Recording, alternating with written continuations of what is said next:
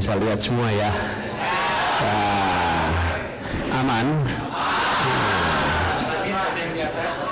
Oh ya, di atas boleh. Ya. Bismillahirrahmanirrahim. Assalamualaikum warahmatullahi wabarakatuh.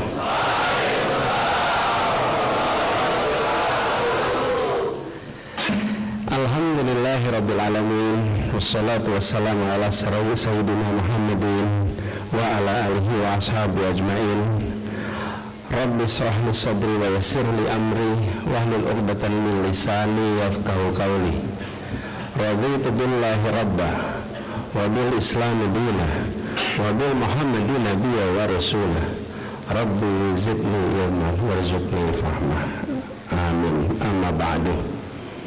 Alhamdulillah, malam hari ini bersyukur sekali bisa kembali bersujud di masjid kampus Fakultas Biologi. Yang undang di sini soalnya. Yang undang di sini. Prof Budi ini berani juga nih. Sahabat Pak Dekan ini, Prof Budi Setiadi Daryono ini adalah teman masa kuliah. Saya di Fakultas Ekonomi, Ketua Senat, beliau Ketua Senat di Fakultas Biologi. Jadi kita seangkatan.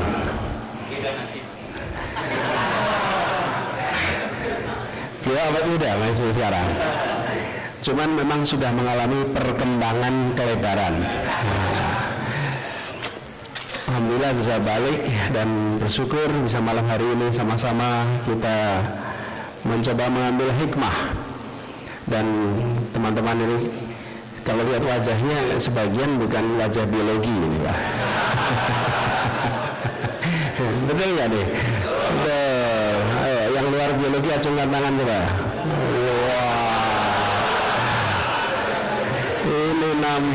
Iya, yang perempuan mana? Luar biologi acungkan tangan coba. Banyak juga.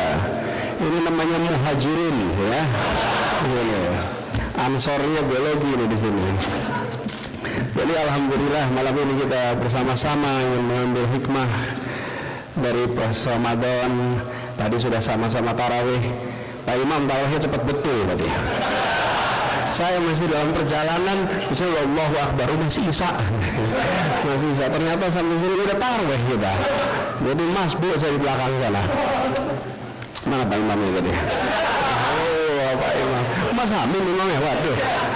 Mohon maaf Halim, ini Mas Hamim ini mentor kami. Waktu saya masih kuliah, banyak ikut latihan kepemimpinan. Nah mentornya ini Mas Hamim ini yang pakai kopiah merah ini. Tidak jadi mas, gak berani negur ya mas. Nah, ternyata mentor sendiri. Jadi saya bersyukur betul bisa kembali di Fakultas Biologi. Walaupun saya tadi cerita sama Mas Budi, saya pribadi dengan fakultas ini secara fisik itu sangat kenal. Kenapa? Karena rumah saya di Jalan Kaliurang, KM 5, Karanguni. SD saya SD Ikip Sekip, namanya sekarang Sekolah Percobaan. Ya ini hasil coba-coba gitu. Dulu namanya SD Laboratori. Nah ini bedanya Jakarta sama Jogja. Jadi IKIP Jogja dan IKIP Jakarta sama-sama punya sekolah laboratori. Yang di Jakarta namanya Lab School. Marketingnya keren, Lab School. Jogja Percobaan. Jadi namanya SD Percobaan gitu. Nah, jadi saya setiap hari kalau sekolah kena naik sepeda, otomatis lewat Pogong, kemudian lewat biologi. Jadi saya lewat sini, termasuk lewat hutan Fakultas Biologi. Jadi tadi saya cerita, di antara semua yang sekarang menjadi guru besar di Fakultas Biologi, saya boleh bilang saya lebih tahu Fakultas Biologi sebelum mereka mulai kuliah di Fakultas Biologi. Nah, ya iya dong, kalau saya dari SD sudah lihat di sini. Nah, itu bedanya kalau natif Gajah Mada.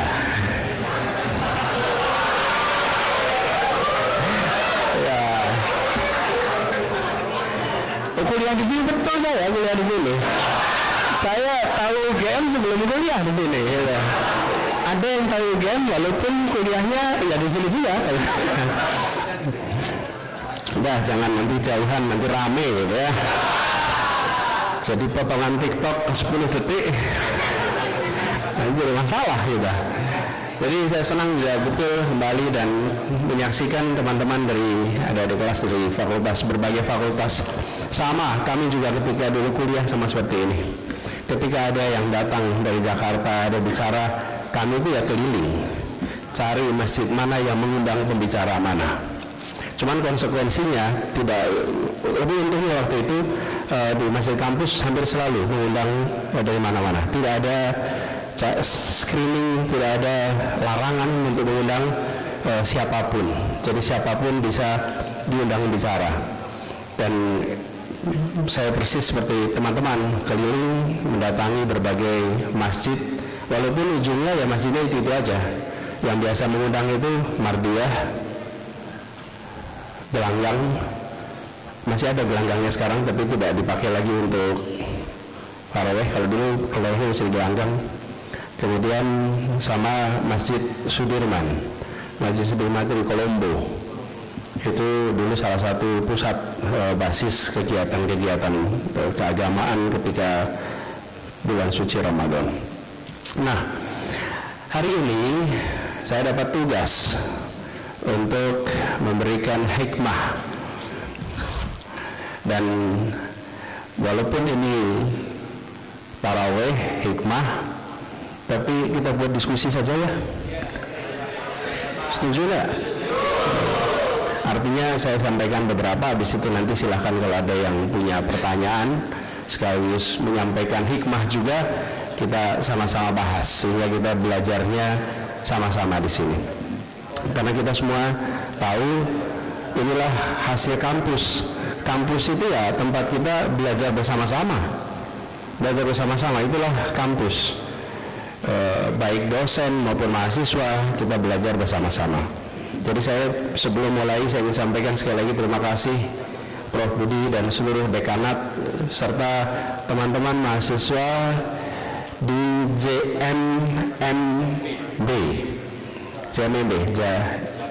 Jamaah Masjid, Jamaah,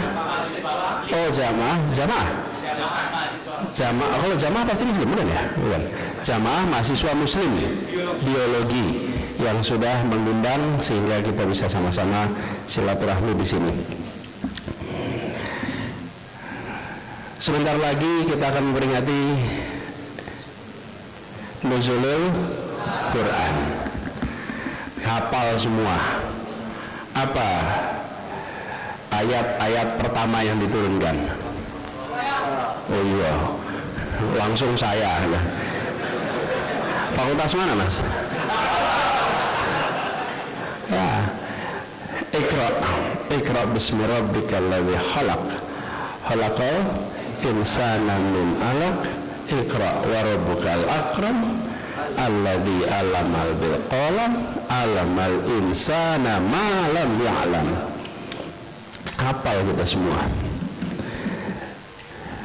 Bacalah dengan nama Tuhanmu yang menciptakan makhluk-makhluk, yang menciptakan manusia dari segumpal darah. Bacalah dengan nama Tuhan yang Maha Pemurah, yang mengajarkan manusia melalui pena dan tulisan, dan mengajarkan manusia apa yang tidak diketahuinya.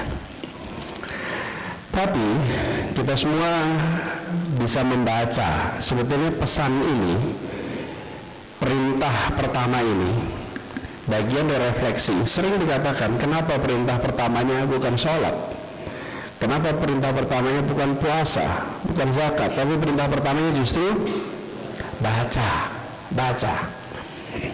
Dan ketika kita bicara tentang baca, ini ada pelajaran besar bahwa Islam memantik umat manusia untuk membangun peradaban dimulai dengan memahami.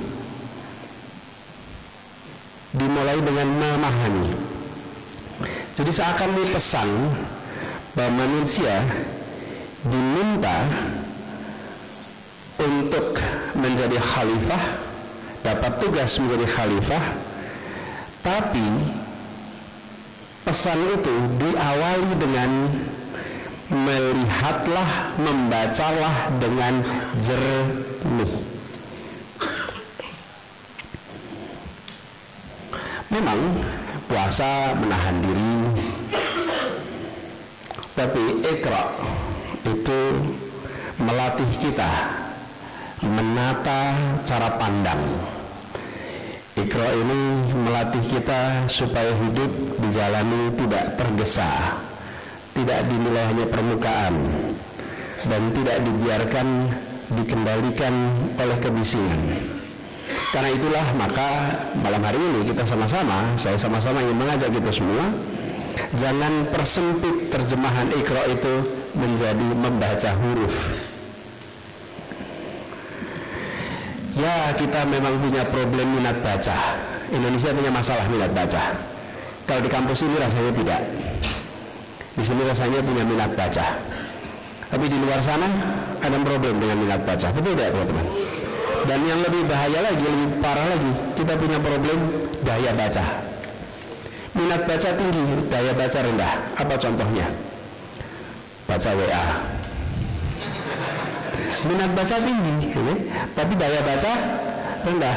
Begitu WA-nya panjang, skip, lewatin. Nanti scroll, minatnya ada, baca singkat. Itu minat baca. Daya baca, kemampuan untuk membaca dengan durasi yang panjang. Jadi kita jangan persempit terjemahan itu dengan membaca huruf, tapi kita harus membuka keluasan, membaca keadaan, membaca perubahan, membaca arah zaman, dan barangkali membaca penderitaan orang, membaca penderitaan masyarakat. Jadi di sini, apalagi di kampus yang punya kesempatan untuk baca teori lengkap, didekatkan dengan realita masyarakat, ini juga pesan. Iqra itu seakan pesan, karena tidak diberikan kepada hanya orang-orang yang tak bersekolah, tak berilmu, pada semua, termasuk yang alim. Artinya apa?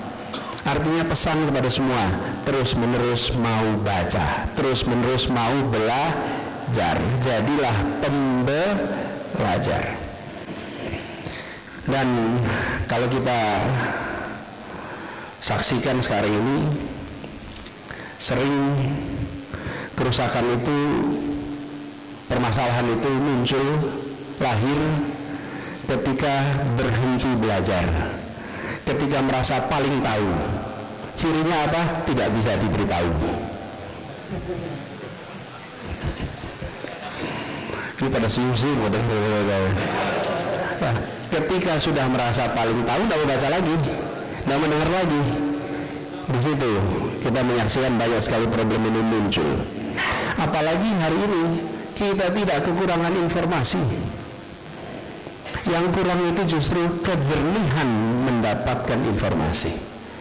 Kita tidak kurang informasi, tapi kita kekurangan kejernihan dalam menerima informasi.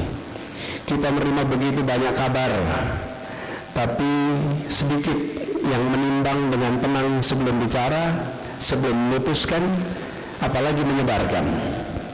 Karena itulah ada yang sempat menganalisa, hari ini ada dua jenis buta huruf. Ada yang buta huruf karena gagal membaca teks, Ada juga yang sangat lancar membaca teks, lancar membaca tulisan, tapi gagal membaca kenyataan.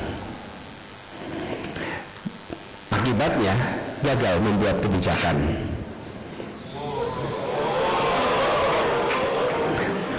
Bahkan gagal mendengar jeritan rakyat. Ini buta huruf juga. Ini illiterate ini. Ada illiterate teks, ada illiterate non-teks. Maka pesan nuzul Quran yang harus didengungkan kepada semua bahwa Iqra itu pada akhirnya adalah latihan moral. Iqra ini adalah bacaan yang membuat kita tetap rendah hati, tetap mau mendengar, tetap mau melihat, tetap mau menangkap pesan, dan ini akan bisa membuat hati kita lebih jernih, hati kita lebih halus, dan hati kita lebih peka, bukan membuat hati kita lebih keras, lebih kaku. Nah, dengan tema Iqra ini juga, kalau kampus, maka tanggung jawabnya jadi lebih besar di kampus ini. Kampus ini adalah tempat merawat pertanyaan. Mahasiswa tidak cukup hanya diberi isi di kepalanya nih, bukan. Mahasiswa ini harus sama-sama diberikan kesempatan untuk berpikir, untuk menguji, dan lalu menyampaikan pandangan dengan jernih dan berani. Itu mahasiswa. Kalau mahasiswa takut-takut, maka hilangkan maha di mahasiswaannya. Dia maha siswa, artinya gelar maha atas kesiswaannya. Karena itu kampus seharusnya menjadi rumah bagi pertanyaan, bukan pabrik kepatuhan. Dan kampus universitas menjadi ruang eksperimen tentang masa depan, bukan gudang menyimpan ilmu masa lalu. Karena itu kampus harus membiasakan semua unsur dalamnya, khususnya mahasiswa, bukan hanya terbiasa untuk menghafal. Kalau itu yang dikerjakan, maka roh Iqra belum hidup. Ilmu itu tumbuh lewat pengujian, ilmu itu tumbuh lewat pertanyaan yang kritis, dan ilmu itu tumbuh dari keberanian melakukan koreksi, melakukan diskusi, dan melakukan ekspresi pandangan yang berbeda. Nanti muncul perdebatan. Nah, kalau di kampus tidak boleh takut sama debat. Kalau di kampus terbiasa debat, setelah selesai dari kampus tidak pernah takut dengan debat. Tapi kalau tidak pernah debat di kampus, pasti takut dengan debat sesudah dari kampus. Betul nggak, teman-teman? Ya. Jadi di kampus inilah kemudian bacaan-bacaan itu bisa diperdebatkan, saling membaca dengan perspektif yang berbeda-beda. Dan ketika perspektif beda, biasanya muncul yang disebut kritik dari perspektif yang lain. Ketika kritik diungkapkan, maka mereka yang berada di institusi seperti kampus ini terlatih untuk melihat ini adalah kritik pada pikiran, bukan serangan pada pribadi. Tapi kalau tidak terbiasa dengan itu, apapun kritik dianggap serangan pada pribadi.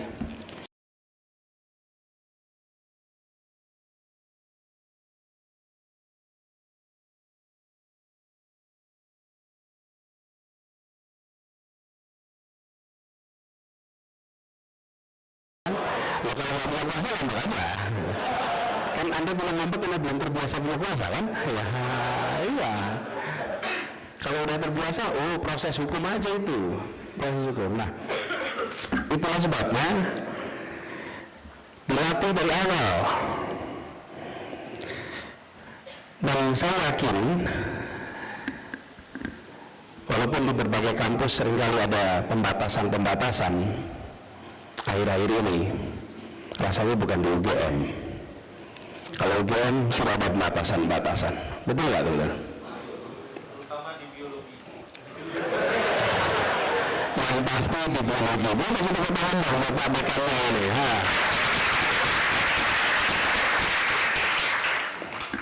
Jadi inilah suasana kampus. Lalu bagaimana dengan Iqra dan anak muda? Anak muda ini, apalagi yang generasi sekarang, ini berhadapan dengan kenyataan yang luar biasa, menantang. Sekarang kuliah, rajin, semua tugas dijalankan dengan baik, mudah-mudahan IP baik. Amin. Amin. Lulus tepat waktu. Tinggal waktunya siapa ya? Tahu lulus tepat waktu. Tapi juga melihat luar sana itu lapangan pekerjaan agak sulit sekarang itu, teman-teman.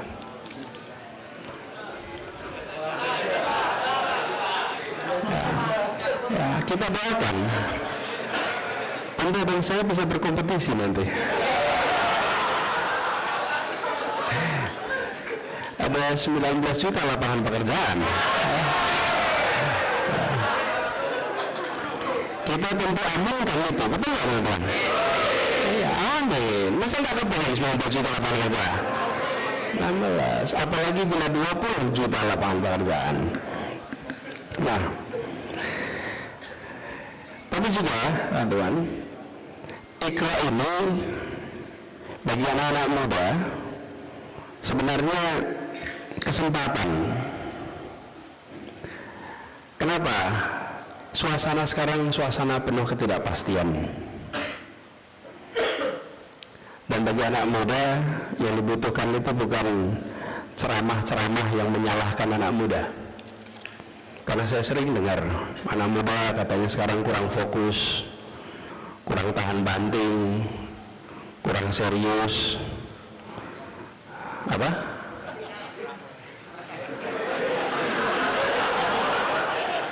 Masuk kurang serius gimana? Saya dengar di fakultas biologi kalau mau ujian dapat makan dulu ya. Betul ya? Apa namanya? Sapa pagi. Jadi di fakultas saya tadi dengar di fakultas biologi ini unik. Kalau mau ujian, betul ya ujiannya? Kalau mau ujian itu diberikan sarapan pagi dan gratis tentu. Tentu. Dan uniknya tidak dikampanyekan kemana-mana. Unik ya.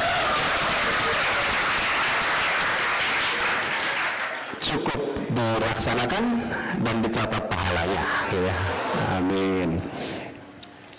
Tapi anak muda itu, makanya saya sering sampaikan, anak muda tidak seperti label yang diberikan.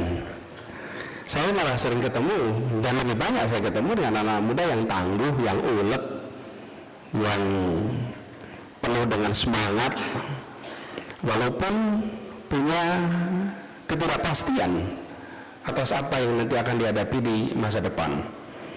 Karena itulah saya melihat yang dibutuhkan bagi anak muda itu bukan ceramah-ceramah yang menyalahkan, tapi pegangan yang menenangkan lalu menguatkan.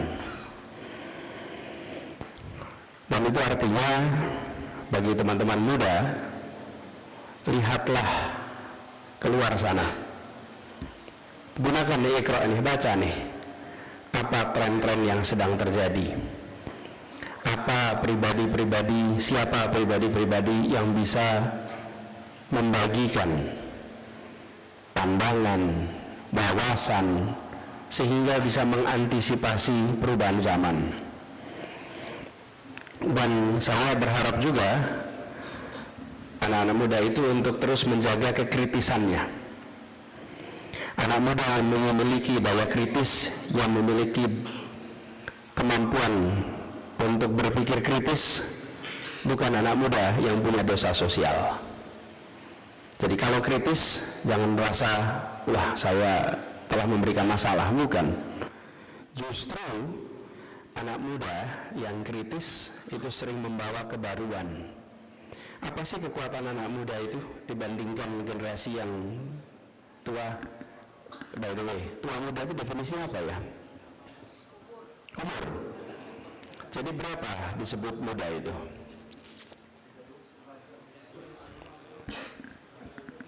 Kalau tua berapa?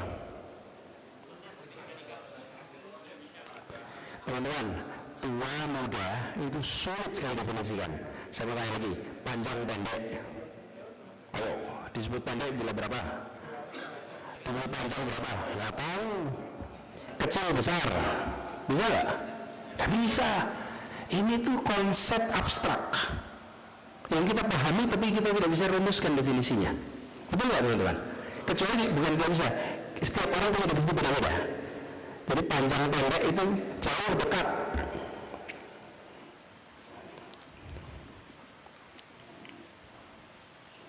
Saya berapa kali ketemu, Pak, acaranya lokasinya jauh. Oh ya, tergantung Anda berangkat dari mana.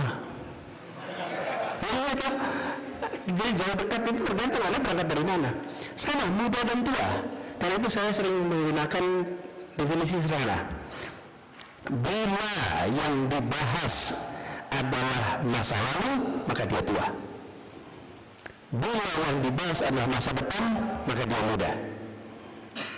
Bila yang dibicarakan dari orangnya adalah kemarinnya, maka dia tua. Jika yang dibahas adalah masa depannya, maka dia muda. Ada anak umur 30-an, 20-an, tapi selalu memulai ceritanya dengan dulu, maka sesungguhnya dia sudah tua. Nah, nanti lihat kalau penceramah itu kalau bercerita mulai dulu, ini tua ini. Ini tua nih.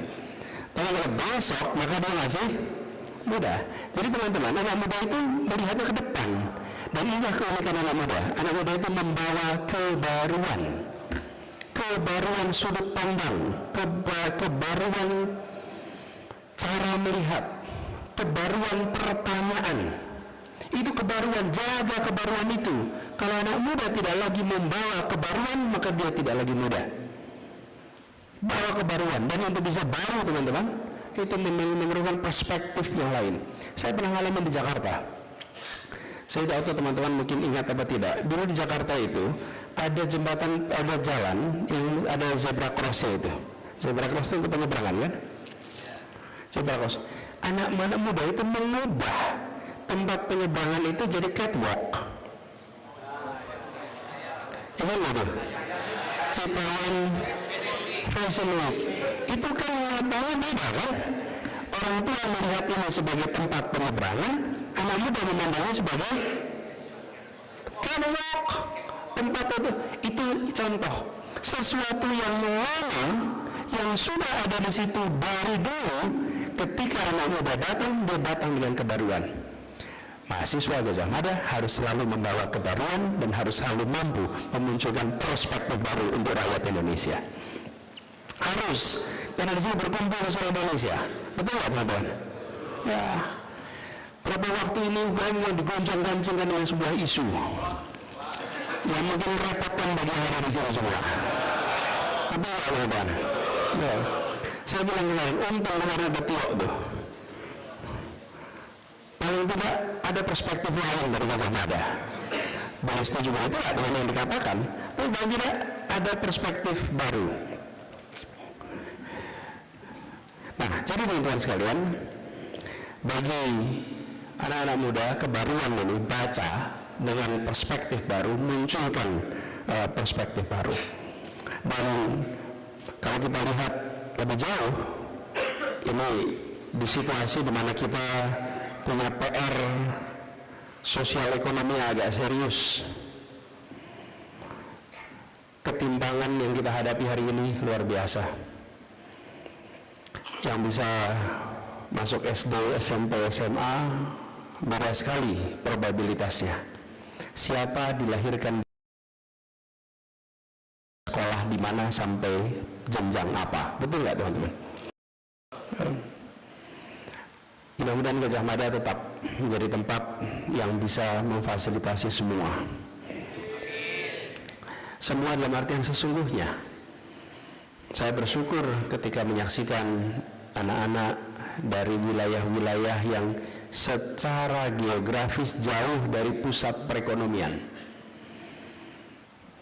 dan bisa kuliah, maka mudah-mudahan dia akan punya kesempatan untuk memiliki masa depan yang lebih baik bagi dirinya dan keluarganya.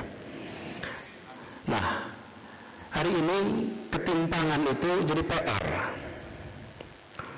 Jadi kalau kita diminta untuk ikra di dalam urusan rakyat kecil, dari mana kita memulainya? Mau baca kondisi rakyat kecil, maka pesannya sederhana, jangan mulai membaca tentang kemiskinan, ketimpangan, ketertinggalan dari ruang konvensi pers.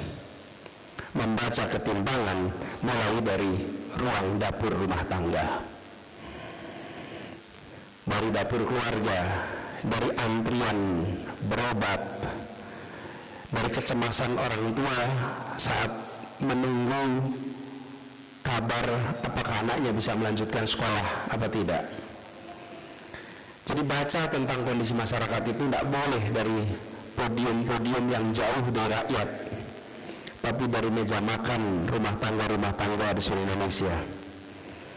Karena angka-angka ekonomi itu sesungguhnya bukan angka yang dingin. Angka ekonomi itu bisa berubah jadi rasa cemas, bisa berubah jadi rasa tegang. Dan hari-hari ini kita menyaksikan rupiah kita agak melemah. Jangan lupa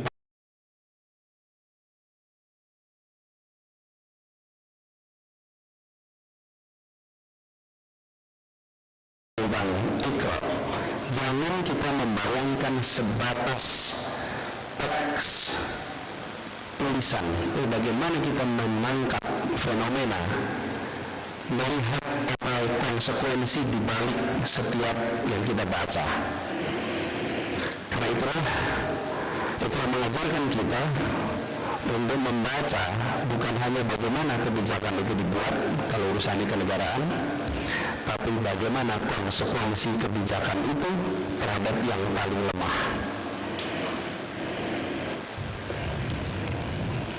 Kalau sebuah kebijakan justru meremutkan rakyat banyak, maka ya dikoreksi, bukan malah dipertahankan dengan narasi yang diubah. Kebijakan salah itu koreksinya pada polisinya, bukan pada narasinya. Narasi boleh diutak-atik, kalau kebijakannya salah, konsekuensinya salah. Karena itu ketika undang-undang kita merentahkan fakir miskin dipelihara oleh negara, dipelihara oleh negara itu artinya apa? Ditingkatkan derajatnya, bukan dipelihara tetap fakir dan miskin. Kalau itu namanya dipertahankan, dipelihara apa dinaikkan. Jangan negara bertanggung jawab kewajiban negara kemudian dipertahankan mereka. Ini interpretasi yang seringkali buat guyonan ini, karena jumlahnya bertambah. Tapi teman-teman sekalian, salah satu PR terbesar kemiskinan, ketimpangan ini harus dibaca dengan jujur, dan solusi atas persoalan-persoalan ini harus dari bacaan dari Iqra yang benar.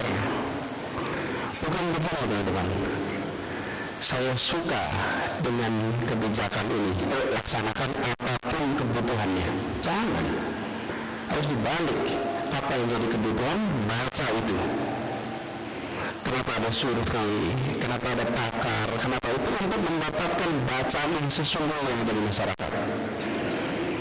Dan ketika kemudian kemudian bacaannya, lakukan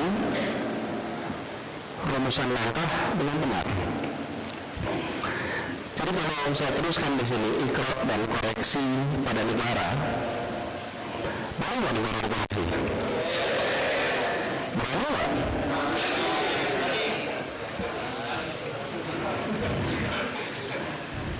Ada ombal ya di sini. Ini yang bilang berani mencatat dan dulu.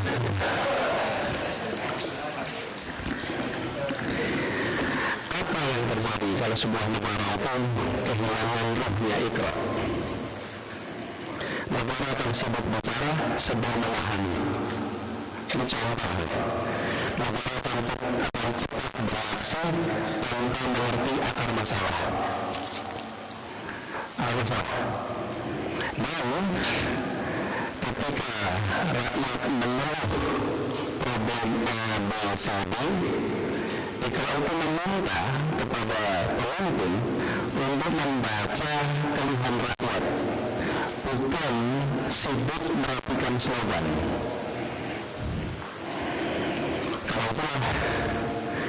ketika kita menyaksikan akhir-akhir ini banyak program-program dengan anggaran besar, tetapi menghasilkan masalah keselamatan, menghasilkan masalah mutu.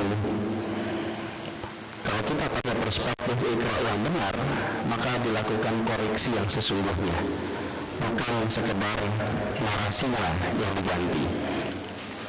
Nah, yang juga bantuan sekalian, kalau kita mengharapkan Iqra ini dipakai oleh negara, maka negara menjadi negara yang tidak alergi dengan kritik.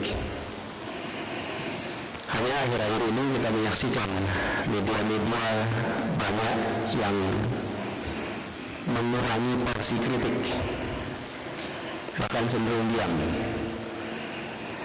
cenderung membatasi diri sendiri. Biasanya itu bukan inisiatif sendiri, biasanya itu karena mereka berpengalaman mendapatkan tekanan, pernah mengalami tekanan dan tidak mau mengulangi lagi. Disitulah kemudian mulai muncul sensorship, dan seringkali yang ditekan bukan jurnalis, yang ditekan bukan redaktor. Hari ini yang ditekan adalah pemilik media,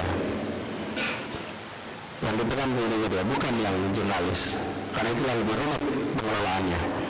Nah, yang harus diwaspadai justru kenapa? Karena mereka yang membaca, kita baca, untungnya masih ada sosial media. Dan sosial media kita, Masya Allah, aktifnya. Seperti politik luar negeri kita bebas aktif. Iya, kalau kita bebas aktif, tetap aktif dan sebatas aktif.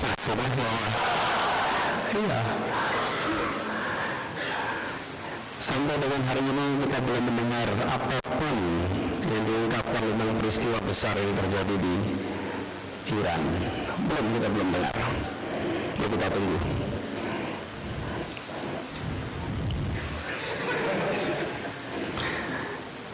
Saya mana tadi? Saya lagi ngomong soal domestik. Bebas.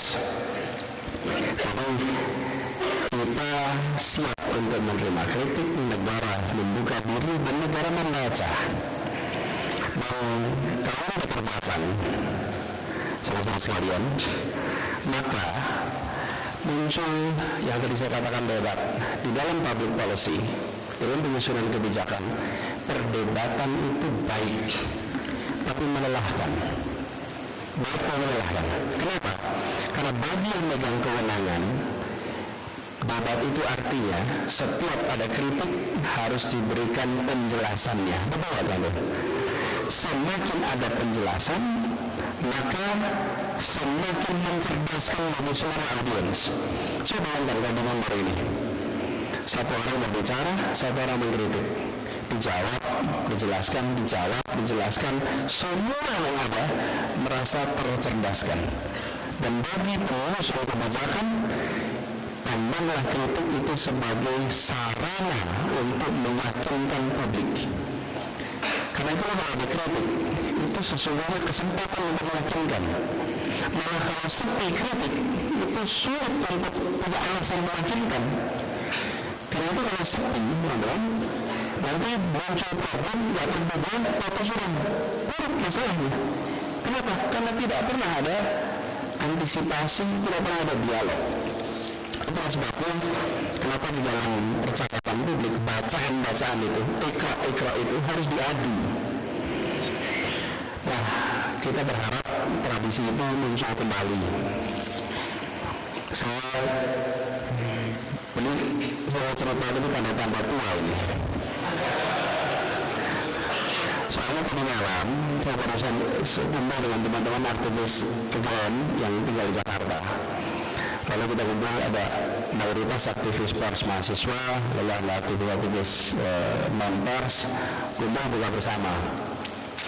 Lalu ada salah satu sahabat, Andi Arief namanya, Bung Andi Arief, itu cerita, saya juga teringat tadi malam, bahwa pada masa itu ada perdebatan kuat di mahasiswa Gajah Mada antara menerima konsep senat mahasiswa atau menolak.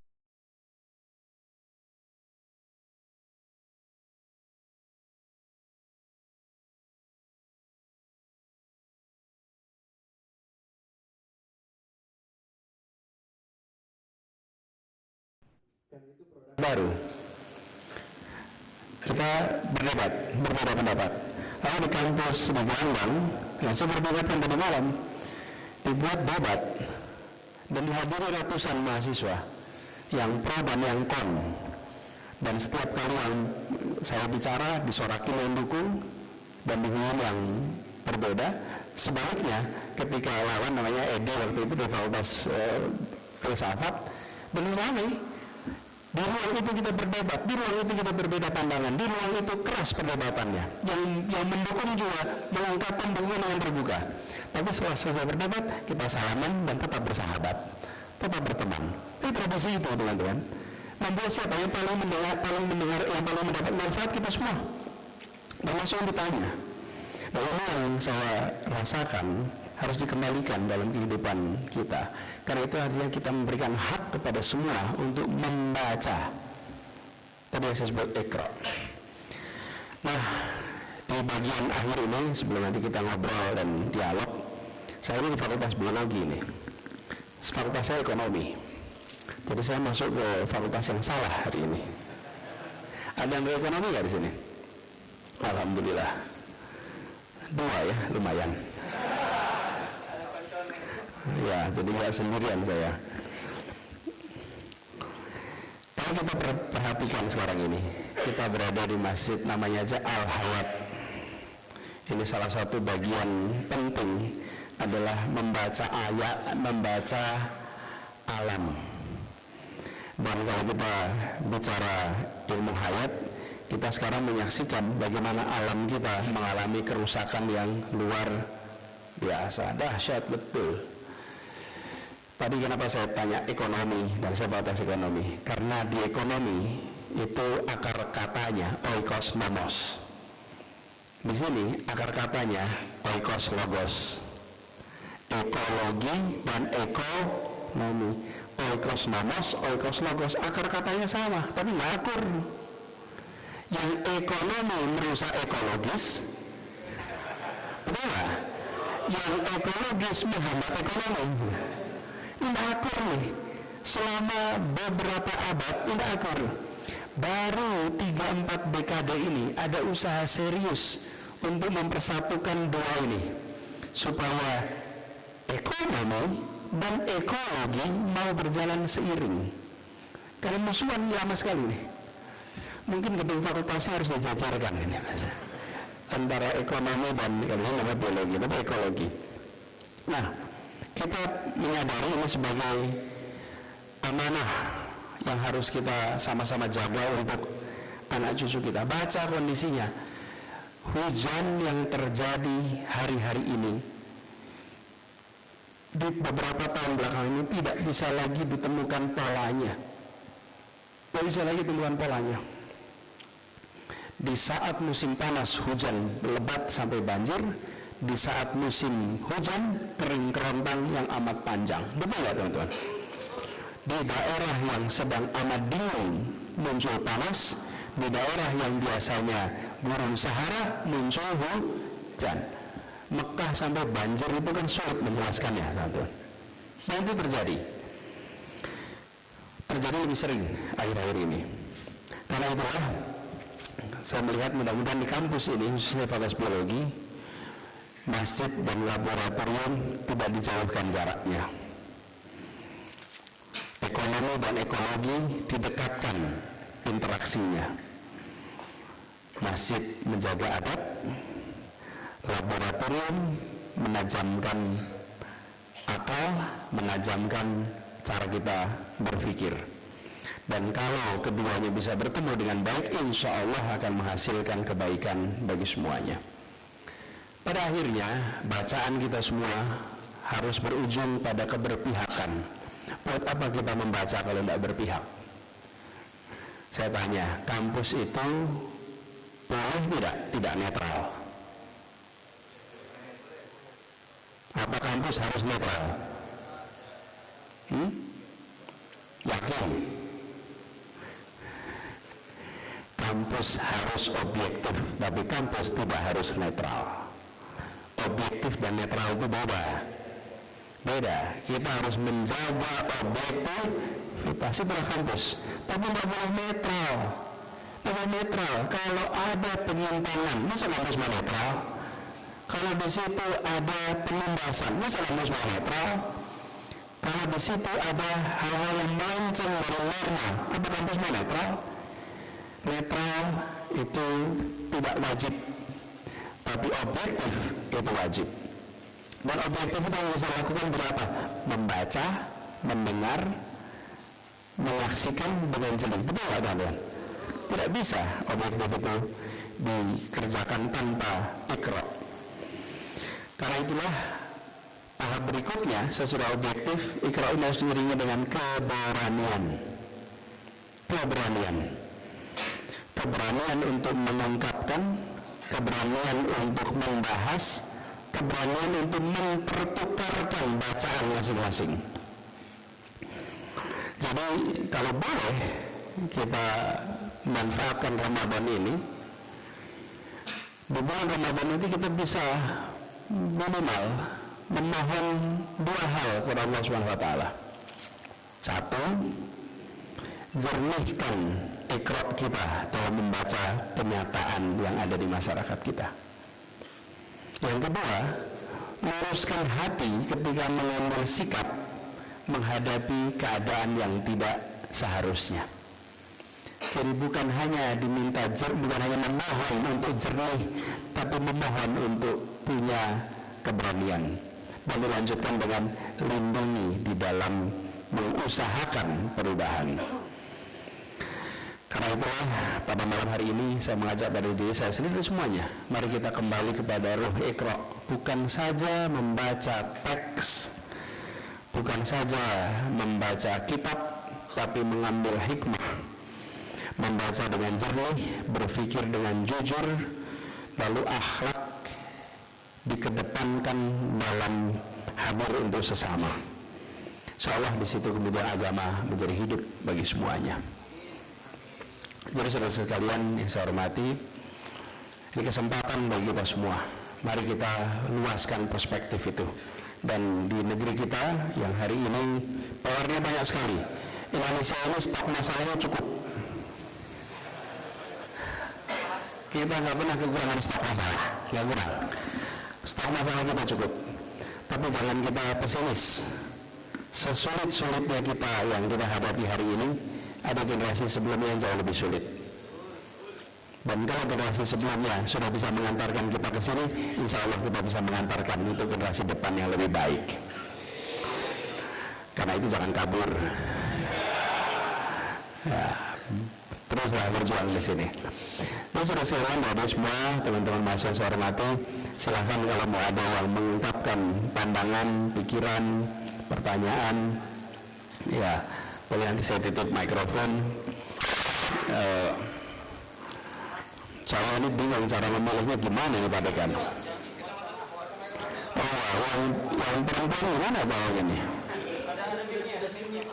Apa? Ada mikrofon di sana ya? Ya. Untuk ada kita nggak teman-teman?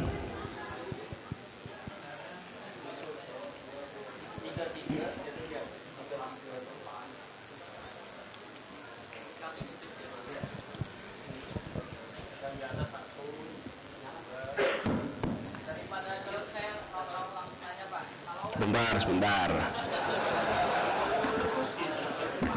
Itu belum tanya udah langsung lempar mas. Ya, gini boleh.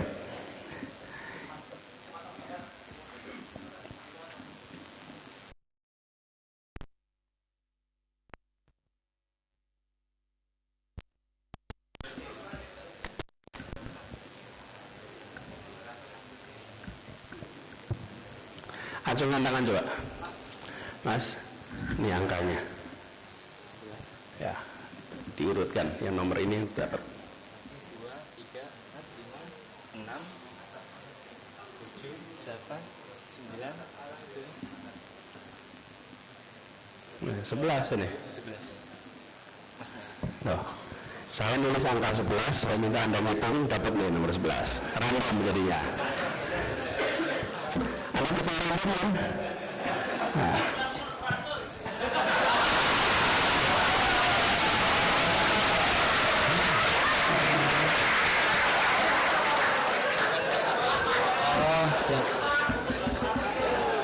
random loh. Bismillahirrahmanirrahim. Salam dulu Mas. Oke. Anda sebelah sini aja Mas, sebelah sini. Biar terlihat sama yang perempuan juga terlihat.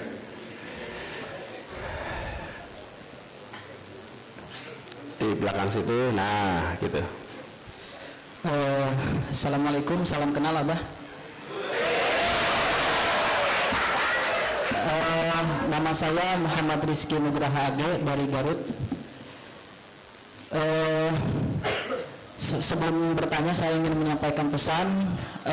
Banyak yang mengidolakan Pak Anies sampai berlebihan, sampai menganggap Imam Mahdi.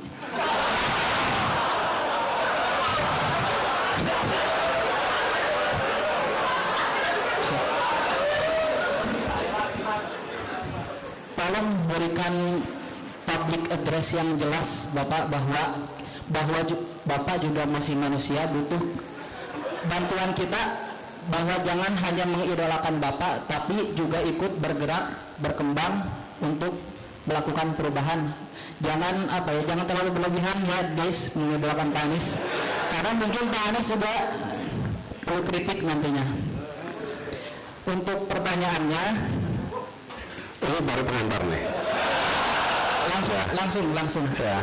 Untuk pertanyaannya, naudzubillahi min dzalik, kalau perang, Bapak sendiri apa yang akan Bapak lakukan? Itu saja Bapak.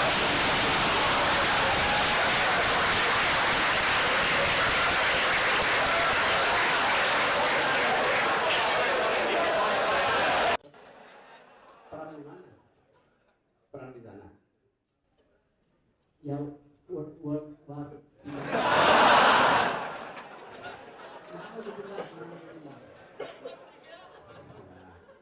Apa yang akan Bapak lakukan? Sekian, terima kasih.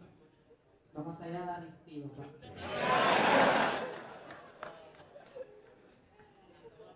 Ya. Yuk, yang kedua. Sekarang dari perempuan dulu biar adil. Terus pilihkan aja salah satu mikrofonnya di mana ambil.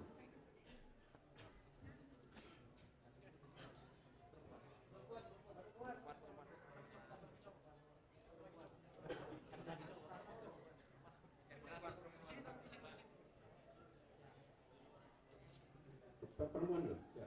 Satu-satu. Sana gitu sini. Kalau belum siap.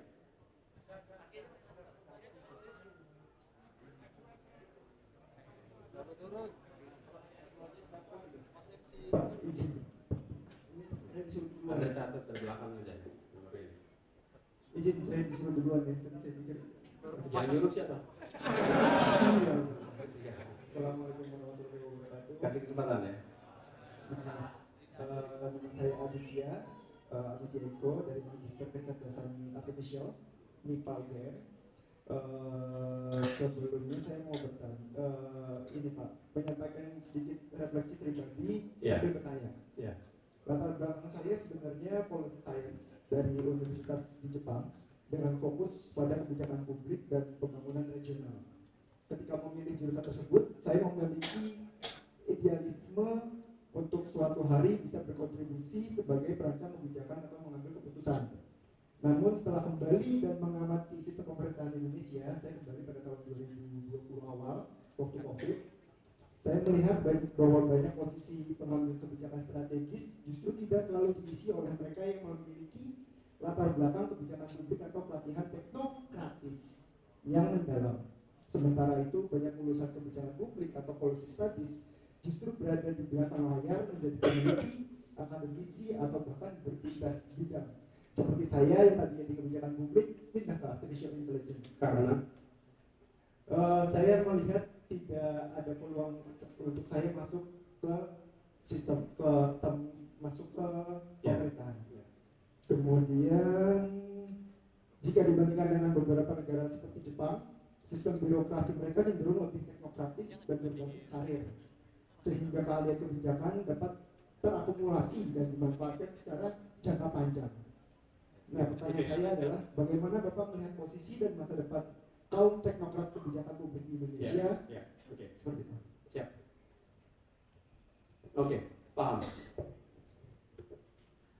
Jadi kompetensi dikalahkan koneksi gitu kan maksudnya. Ya. Iya. Sederhananya gitu pertanyaan itu sebenarnya. Oke, yuk, yang udah siap itu tadi? Belum. Ya. Ya. Ini banyak yang mengacungkan tangan penuh semangat nih, bantu dulu. Oh iya, silakan. Oh, itu koneksi.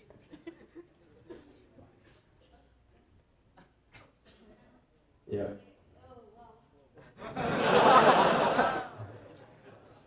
Assalamualaikum warahmatullahi wabarakatuh. Waalaikumsalam.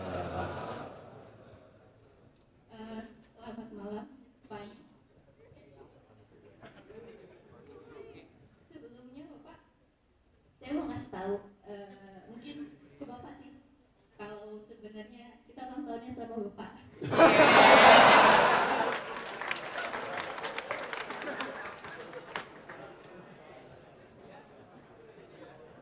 Oke, mungkin ini bukan bertanya ya Pak ya, lebih ke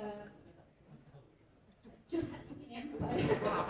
Jadi terkait program pemerintah kita yang saat ini ya Bapak, kan ya benar MBG. Ini kan kebetulan saya berasal dari kabupaten, dan ada, kalau kita lihat dari program tersebut itu banyak siswa atau ya siswa dari golongan bawah itu sangat antusias dengan program MBG. Nah, kebetulan melihat antusias itu karena saya pernah berkecimpung di dunia pendidikan juga ya Bapak, saya juga termasuk senang. Tapi di satu sisi melihat beberapa berita yang hadir seperti anak juga gitu yang di daerah dengan golongan bawah tidak bisa membeli buku gitu. Jadi saya berpikir ini sebenarnya pendidikan ini harus bagaimana gitu. Ya, Jadi ya. saya ingin kalau seandainya Bapak nanti ada kesempatan mau jadi RI1 atau ada jadi seseorang yang berpengaruh di Indonesia, harapan saya ingin banget Bapak bisa benar-benar melihat pendidikan Indonesia gitu Pak, karena Ya, ya. pendidikan Indonesia ini luar biasa. Ya. Kalau banyak sih orang yang bilang kayak kalau ngaji dulu gitu kan, karena lihat di Indonesia kurang ini kurang itu, tapi saya seperti itu kata Bapak tadi, kenapa kita harus kabur sementara Indonesia tuh sebagus ini, cuma Ya. kita aja yang belum dapat gitunya gitu loh Pak. Jadi saya harapan saya bahwa Bapak bisa jadi Oke, orang siap. yang itu. Namanya siapa? Nama saya Habibah Bapak. Siapa? Habibah. Habibah. Oke. Iya. Wah, Oke. Habibah. Terima kasih Bapak. Terima kasih Assalamualaikum. ya.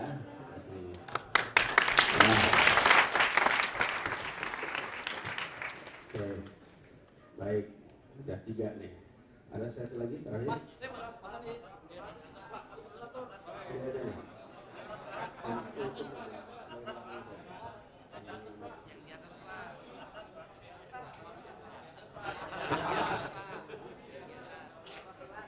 Iya, oke.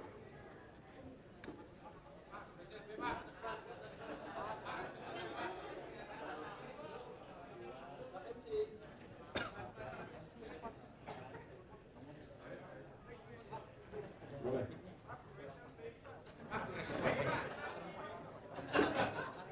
Mungkin yang perempuan dulu boleh satu kali lagi. Mungkin Intel mau nanya Intel. Mana? Ada? Mana di atas? Ayo, langsung aja. Oh, saya banter kan? Bismillahirrahmanirrahim. Assalamualaikum warahmatullahi wabarakatuh. Perkenalkan saya Ibadit Sabri, panggilnya Ibad, dari alumni Fakultas Psikologi UGM. Ini adalah sebenarnya pertanyaan yang ingin saya ajukan ke Pak Anies sejak 1 tahun lalu di RDK UGM Pak, tapi alhamdulillah baru dapat kesempatan hari ini. Iya. Topik favoritnya Pak Anies yaitu tentang pendidikan. Iya. Waktu itu Pak Anies bercerita di RDK UGM ketika ditanya oleh A. Agin, kalau tidak salah. Beliau bertanya ke Pak Anies, kenapa orang-orang yang pendidikannya tinggi ini masih saja korupsi? Iya. Tapi padahal mereka pendidikannya tinggi. Kemudian Pak Anies merespon, justru bukan karena pendidikan tingginya, tapi karena pendidikan usia dininya yang berpengaruh. Kurang lebih seperti itu ya. Iya. Apakah artinya tingginya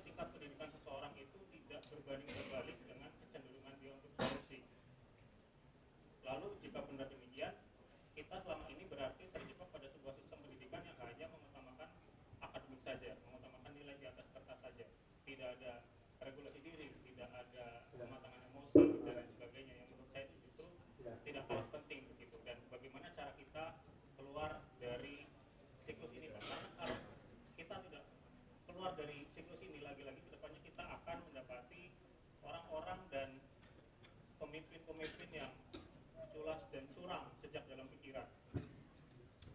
Lalu apakah di masa depan Pak Anies melihat bahwa asesmen integritas itu bisa menjadi bagian dari sistem pendidikan dan juga seleksi kepemimpinan pada tingkat nasional?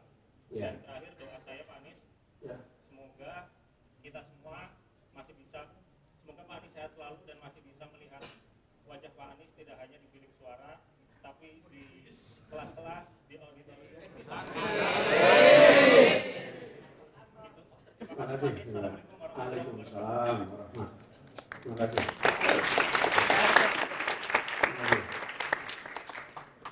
Cukup ya, ternyata ya. Sudah mewakili banyak hal nih. Ya. Oh, ada satu lagi. Asing bagi pertanyaan Tidak, ini satu itu saya jawab dulu nanti. Kalau Anda belum bosan baru kita terusin. Yuk langsung. Baik, sebelumnya izinkan perkenalkan diri. Nama saya Rofika Romani. Saya dari UIN. Panggilannya? Rofika, Pak. Rofika. Iya. Jadi saya dari UIN Sunan Kalijaga dan juga berasal dari Kota Medan. Di sini saya ingin sebelumnya saya adalah pernah menjabat sebagai redaktur di lembaga pers mahasiswa, dan ada salah satu wawancara Bapak terkait industrialisasi pendidikan yang menjadi motivasi saya dalam menulis. Kemudian di sini ini sebagai sebuah curhatan ya Pak. Ketika saya menjadi pers mahasiswa, di sana ada ketimpangan tentang integritas. Di mana di sini saya melihat bagaimana ketimpangan integritas antara kampus yang terdapat di Jawa dengan yang di Sumatera. Sebelumnya saya menjalani pendidikan S1 dari Sumatera, Pak. Jadi di situ saya melihat ada tindakan hierarki yang dilakukan oleh pejabat kampus terhadap dosen-dosen. Jadi mungkin Bapak sebagai yang pernah menjabat sebagai Menteri Pendidikan, tentunya ini adalah suatu pengalaman yang bagi saya menjadi penyesalan karena saya belum bisa menegakkan keadilan bagi para dosen yang tidak menerima remunerasi mereka. Ketika ada salah satu dosen yang hingga sampai meninggal tidak dibayarkan remunerasi tunjangan pendidikannya gitu Pak. Kemudian ada juga teman kita yang dari Riau Pak, kalau Bapak kenal mungkin Hari Anhar. Ketika dia berbicara tentang tuntutannya terhadap pendidikan, namun dia malah berujung di penjara. Kemudian di sini juga ini lebih kepada bagaimana sih Pak sebenarnya ketika mahasiswa ingin mengkritisi bagi lembaga pendidikan yang integritasnya sudah minim, tapi kami itu diintervensi Pak. Saya sendiri sekarang tidak bisa melanjutkan lagi perjuangan bagi teman-teman, bagi dosen-dosen yang belum mendapatkan haknya Pak. Jadi ini adalah salah satu yang sampai detik ini saya merasa bahwa apa yang sebenarnya bisa dilakukan oleh seorang mahasiswa Pak untuk menegakkan keadilan bagi kampus mereka yang mungkin mengintervensi bagi mahasiswanya. Sekian mungkin Pak. Semoga bisa dapat dipahami. Terima kasih. Jadi ini pertanyaannya macam-macam nih, dari mulai soal perguruan tinggi yang tidak seimbang sampai kalau ada perang dunia ketiga. Luas nih pertanyaan. Jadi biologi ini memang mencakup semesta alam ya. Dan dari Bung Rizky, terima kasih Bung Rizky. Karena itulah kenapa saya membiasakan diri soal kritik itu. Bahkan tadi ngomong ulang tahun, saya ketika kuliah dulu, kalau ulang tahun saya minta teman menuliskan surat di amplop tanpa nama, isinya kritik. Isinya kritik, tanpa nama.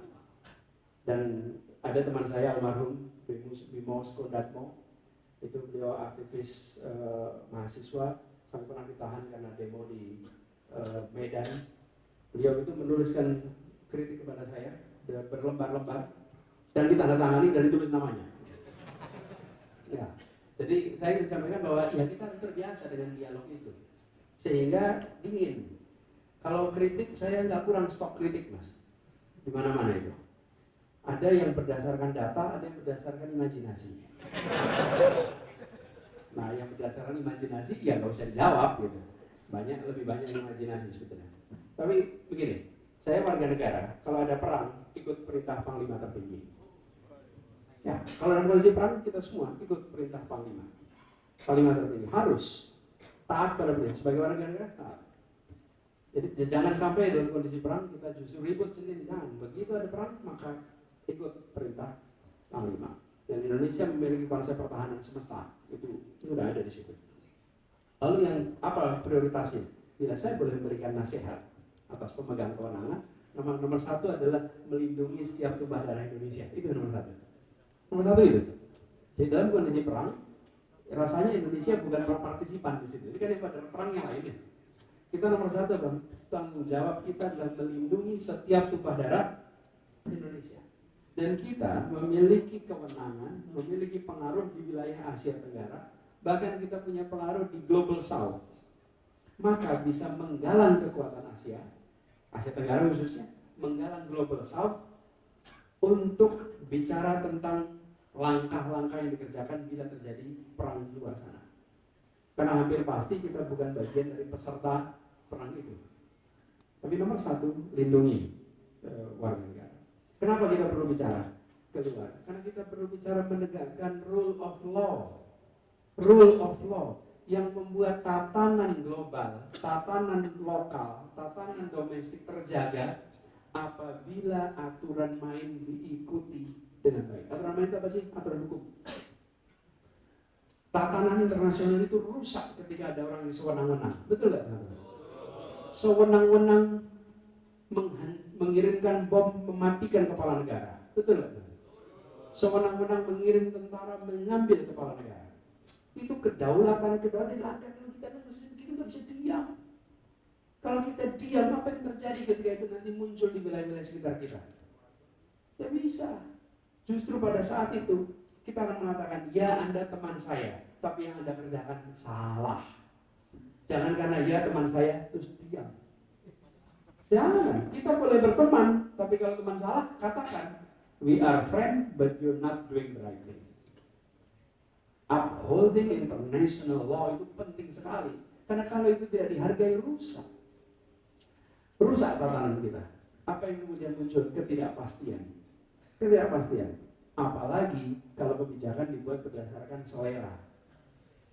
Kalau ada selera, kita ganti nanti. Hari ini 10%, besok 19%. Besok lagi naik berapa persen, betul nggak? Nah, kita menyaksikan seperti itu. Jadi jangan kalau boleh saya berikan nasihat, saya lindungi rakyat.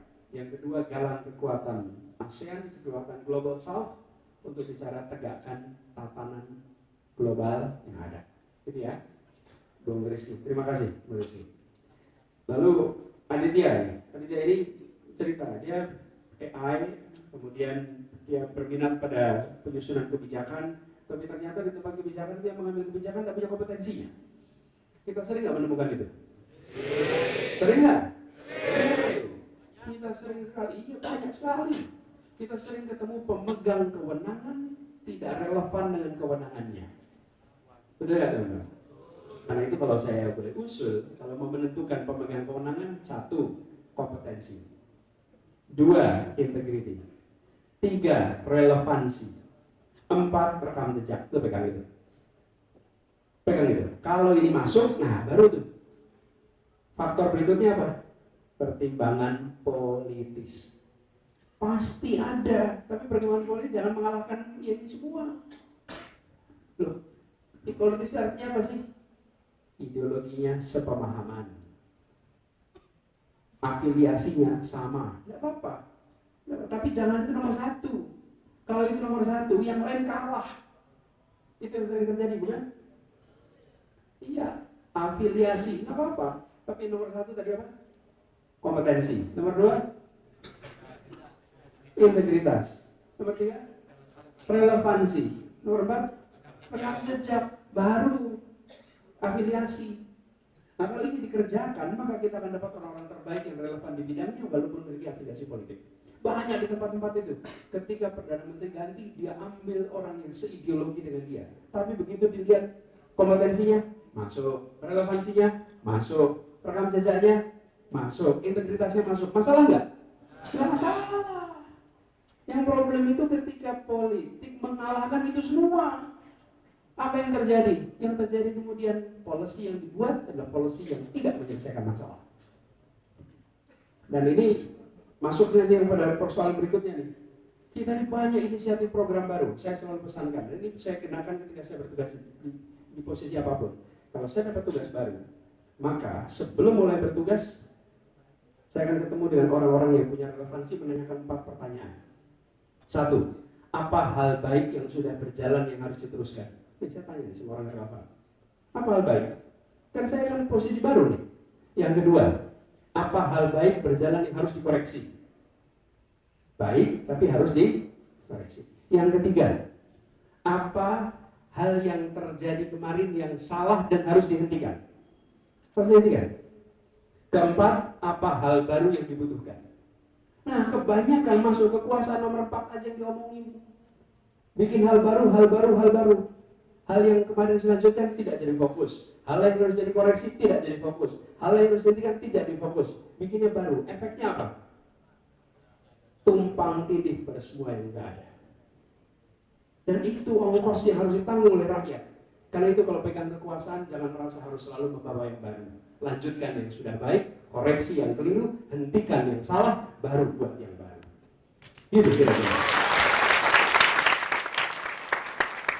Tapi kalau dibalik rumit, nanti akhirnya sering nggak teman-teman menemukan jalanan yang dulunya sama dengan rumah, akhirnya jalan bisa lebih tinggi dari rumah.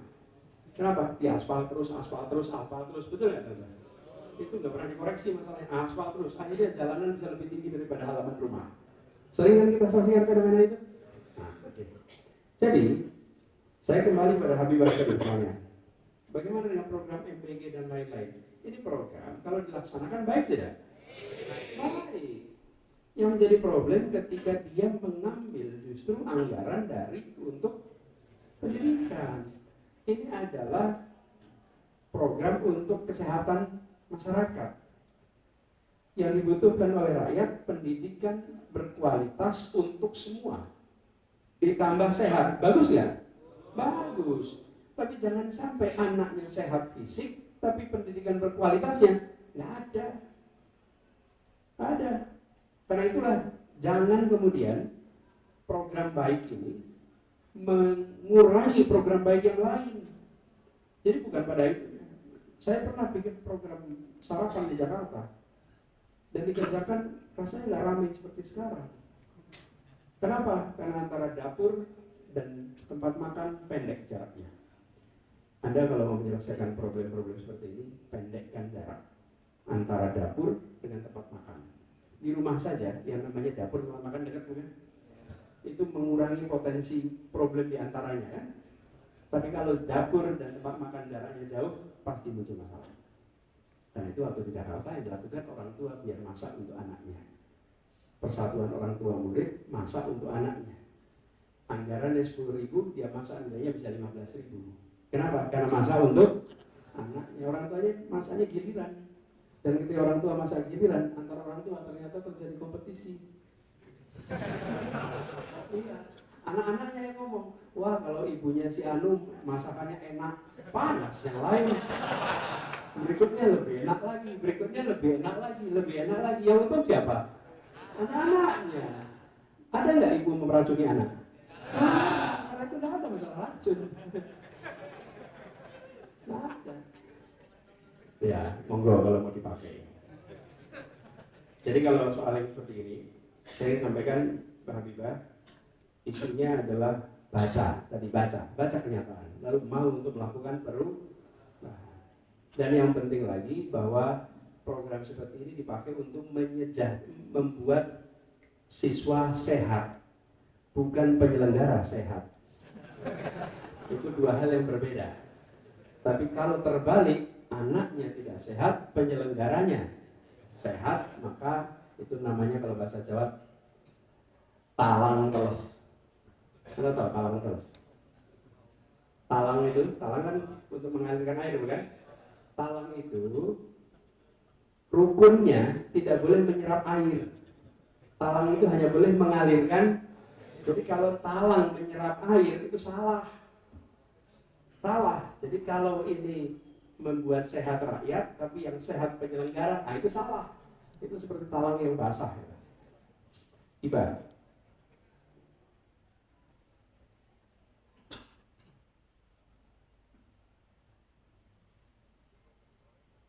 Mana Iba tadi?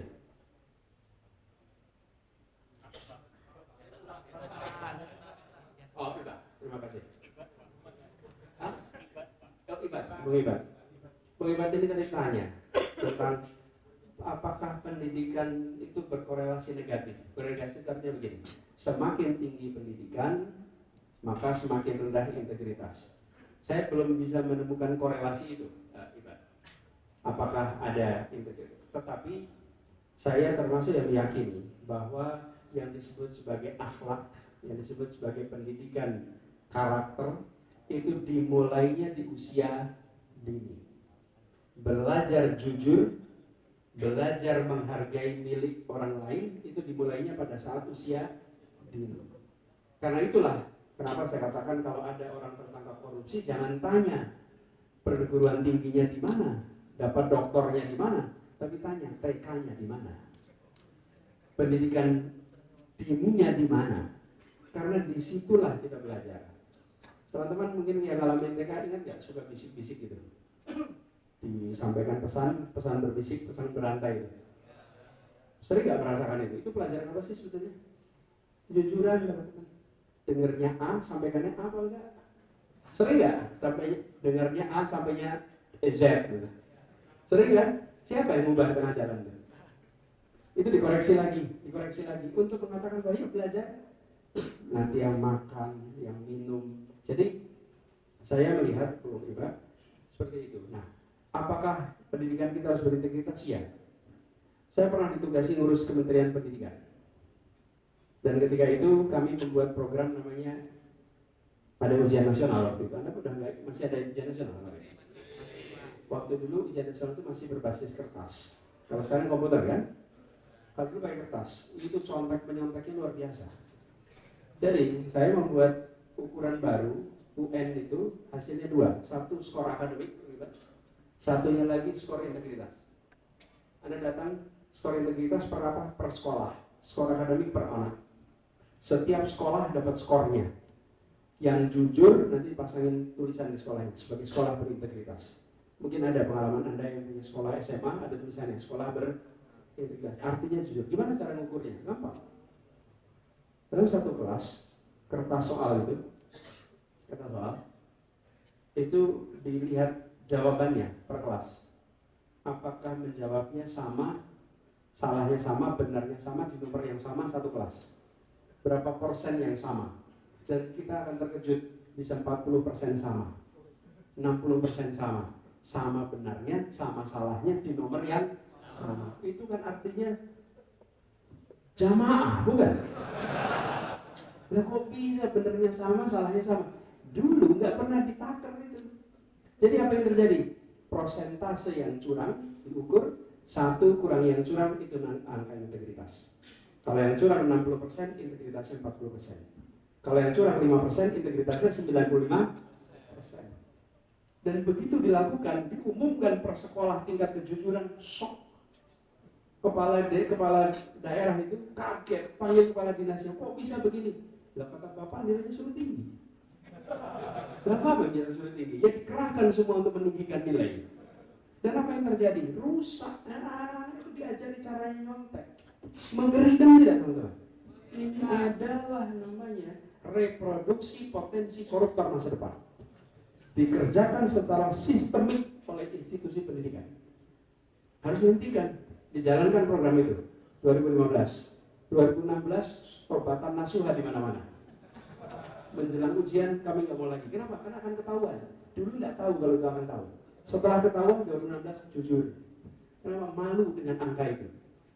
Ada satu provinsi. Provinsi itu nilainya rendah tapi kejujurannya tinggi. Kira-kira provinsi mana? NTT. Saya pernah dengar. Nusa Tenggara Timur. Akhirnya Nusa Tenggara Timur itu kalau lihat nilai itu dia bilang kami memang rendah tapi kami jujur. Daripada itu kalian angkanya tinggi tapi jujur. Dan alhamdulillah Jogja salah satu kota yang paling tinggi nilai integritasnya. Unik ini, Jogja. Ini temuannya nih. Jogja, Purworejo, Magelang, Klaten, Solo sampai Madiun itu jujur semua. Saya nggak tahu kenapa, tapi dibilang itu jujur semua. Yang nggak jujur saya nggak ceritakan di sini. Bisa diumumkan per kabupaten gitu. Dan akhirnya diumumkan per kabupaten. Dan apa yang terjadi? Orang itu malu. Dosa itu apa sih? Apa definisi dosa? Sesuatu yang kita kerjakan dan kita tidak ingin orang lain lihat itu kita kerjakan. Betul tidak? Jadi begitu diumumkan, ditransparankan, mundur. Nggak berani lagi, malu. Sekolah-sekolah di Jogja lihat, pasti ada poster depannya. Tulisan sekolah berintegritas. Banyak sekali sekolah-sekolah berintegritas di Jogja. Hampir semuanya. Di sini nilainya di atas 90-an. Nah, program itu berjalan, lalu menterinya jadi reshuffle. Nah, programnya nggak diterusin. Sayang sih. Karena ini bicara integritas, Bung. Jadi, kembali kepada tadi, integritas itu harus digaungkan, harus dicontohkan, harus dibuatkan sistemnya. Tidak bisa sekedar dikhotbahkan saja. Kalau dikhotbahkan saja, nggak akan ada arti. Dibuatkan sistemnya, dibuat sistem yang mengubah perilaku. Apa sih tujuan dari membuat aturan itu? Aturan itu ditujukan untuk membentuk perilaku, mengolah perilaku. Itulah bentuk aturan. Jadi saya ke depan mengibat Indonesia ini bisa berintegritas, bisa bila dibuat sistemnya, semuanya bisa. Apalagi kita di era digital seperti ini. Makin hari kita akan makin memasuki era digital, di mana semua akan dibuat transparan, terkendali. Terakhir, Rofiqoh, dia menceritakan ketimpangan ya. Teman-teman yang berasal dari daerah-daerah luar Jogja pasti akan merasakan ketimpangan kualitas pendidikan. Betul tidak? Ketimpangan. Ketika mulai masuk ke Jogja merasakan ketimpangan itu. Dan ini yang harus dibereskan. Jadi teman-teman, saya ingin sampaikan dua hal nih soal ini. Satu adalah ketimpangan pendidikan, yang kedua mengurusi yang tidak bersekolah. Jangan sampai kita hanya fokus memperbaiki ketimpangan pendidikan dan melupakan yang tidak sekolah. Teman-teman, masuk SD 98%. 98% masuk SD. Masuk SMP 81%. Masuk SMA 64%. Itu 36% itu keluar itu. Nggak pernah masuk SMA. 36%, 64% kuliah. Nah, selalu yang kita bicarakan yang di sini nih, ketimpangan kualitas pendidikan. Yang 64%. Lah yang 36% siapa yang membicarakan? Nggak ada. Ini 36% itu yang terus-menerus ada di informal, non-formal, usaha kecil, usaha mikro, itu di situ terus. Dan setiap tahun itu diproduksi terus 36% orang yang tidak bersekolah SMA. Ini belum masuk pendidikan tinggi. Jadi kalau anggaran pendidikan dipotong, menyakitkan. Karena 36% ini membutuhkan, yang dibutuhkan apa sih? Penambahan bangku SMP, bangku SMA. Sehingga setiap anak masuk SD bisa sampai kuliah. Atau minimal bisa sampai SMA. Ini. Nah, di dalam yang bersekolah ada ketimpangan kualitas. Tapi ada ketimpangan juga yang tidak bersekolah, jangan dilupakan. Mereka yang tidak bersekolah ini gelap, teman-teman. Gelap. Gelap. Gelap. Orang tua yang anaknya bisa bersekolah walaupun miskin orang tuanya. Saya bayangkan dia bisa lihat anaknya dalam tidur, dia bersekolah-sekolah bagus, dia bisa bilang, insya Allah anak saya tidak akan hidup seperti saya. Kenapa di sekolah bagus? Saya bayangkan orang tua hidupnya miskin, anaknya putus sekolah, melihat anaknya tidur di malam hari, dia pun gelap dan membayangkan anak saya akan mengalami kemiskinan yang sama seperti saya di masa yang akan datang. Itu yang paling menyakitkan. Itu yang paling menyakitkan. Kalau kita bisa menyediakan mereka dengan fasilitas pendidikan yang baik, maka orang tua itu punya harapan untuk masa depan. Jadi, Rofiqoh, ini ketimpangan ini luar biasa. Dan siapa yang harus dibereskan di sini? Anggarannya. Yang bisa membereskan siapa? Presiden, nggak ada yang lain. Betul. Kenapa? Saya udah pernah ngalamin kok. Yang berkuasa di sini Kementerian Keuangan. bukan Kementerian Keuangan, Bappenas, atasannya yang bisa mengarahkan. Begitu diarahkan jalan. Oh, ada perintah MBG jalan. Ada perintah untuk membuat koperasi seluruh Indonesia jalan. Betul nggak teman-teman? Begitu ada perintah dari atas jalan. Kalau ada perintah dari atas, setiap anak harus masuk, harus tuntas sekolahnya. Jalan. Tambah bangku SMP, tambah bangku SMA, tambah guru. Lalu yang kedua, kesejahteraan gurunya, kesejahteraan dosen itu dibicarakan. Bagaimana dosen bisa mengajar dengan baik ketika dia tidak mendapatkan pendapatan dengan baik? Betul nggak? Kalau UGM udah baik ya? Insya Allah. Kalau dulu dosen itu artinya dus-dusan dengan sen-senan. Uangnya dus-dusan tapi sen-senan. Tapi sekarang insya Allah kesejahteraan dosen itu lebih baik di UGM paling tidak. Tapi kita berharap teman-teman, kesejahteraan bisa bereskan serius, apalagi guru. Jadi bagi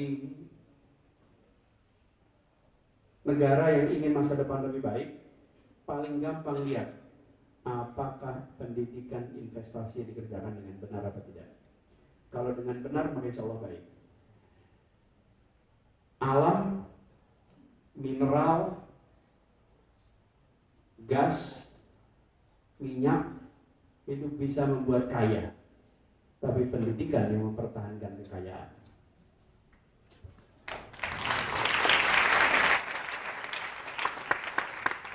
Jadi kalau Anda menyaksikan negara-negara petrodolar, oh mereka bisa kaya lewat minyak. Ya, tapi untuk mempertahankan kekayaan, mereka membutuhkan pendidikan. Nah kalau kita nggak punya itu, ya harus pakai pendidikan.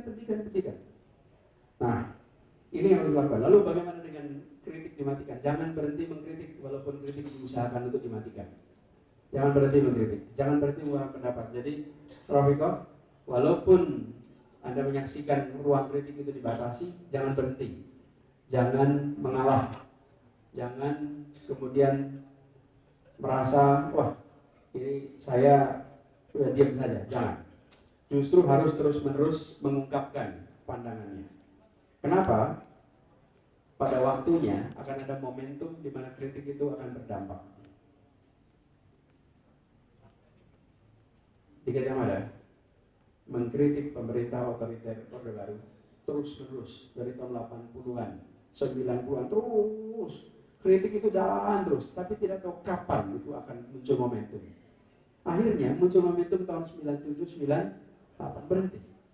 Tapi berusaha itu jalan terus. Tapi bila kritik tidak berjalan, maka begitu ada momentum kita tidak punya kesiapan. Karena itulah jalankan terus.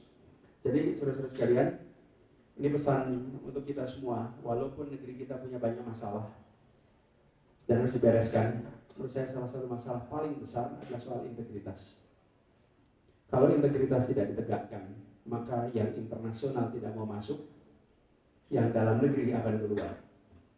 Anak-anak baru yang inginnya meritokrasi, inginnya promosi berdasarkan prestasi, masuk ke dalam suasana nggak ada integritas, adanya koneksi, adanya ponakan, adanya pertemanan, maka mereka nggak akan mau ikut di sini. Betul nggak teman-teman? Ya, karena itulah bereskan ini. Kalau integritas dihadirkan, insya Allah meritokrasi akan bisa beres. Ada kecenderungan negara mengatur perekonomian, bukan hal yang salah, itu bisa diperdebatkan. Ideologinya, state capitalism itu bukan salah, itu adalah pilihan politik. Tapi syarat state capitalism adalah meritokrasi. Kalau tanpa meritokrasi, dia jadi kroni. Pasti dia akan jadi kroni.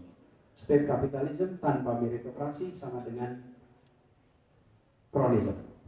Karena konco yang akan ikut, teman, koneksi, keluarga, itu yang akan berada di dalamnya. Nah ini harus ditangani sama-sama. Jadi kita baca situasi ini, kita manfaatkan Ramadan ini, perenungan kita dari Iqra, baca situasi, lakukan koreksi. Saudara sekalian, tentu kita ingin dialog lebih banyak, tapi sudah malam. Sekarang sudah jam 9:30. Insyaallah pada waktu berikutnya kita akan ngobrol lebih jauh lagi. Dan saya ingin sampaikan pada semua, saya bersyukur bahwa semangat antusiasme mahasiswa masih tinggi. Indonesia tidak kekurangan harapan untuk lebih baik di masa yang akan datang. Anda semua yang memilih untuk hadir, memilih untuk berpikir, insya Allah bagian yang membuat Indonesia lebih baik di masa yang akan datang. Saya doakan semoga yang sedang kuliah sekarang kuliahnya bisa tuntas dengan baik. Yang sedang skripsinya bisa tuntas dengan baik. Yang sudah lulus segera dapat pekerjaan. Yang sudah lulus dan siap menikah segera dinikahkan. Yang siap sudah menyusun keluarga supaya jadi keluarga sakinah. Terima kasih. Assalamualaikum warahmatullahi wabarakatuh.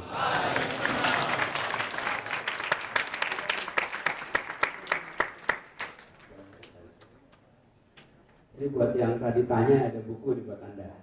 Silakan maju ke depan saja buku.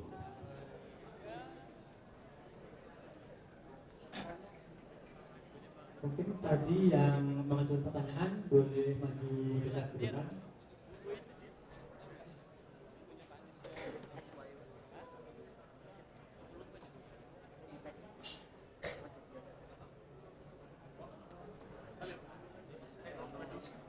Untuk teman-teman yang 2 akhwat tadi dan 3 ikhwan boleh mendekat ke Mas, karena ada beberapa pembelian dari beliau.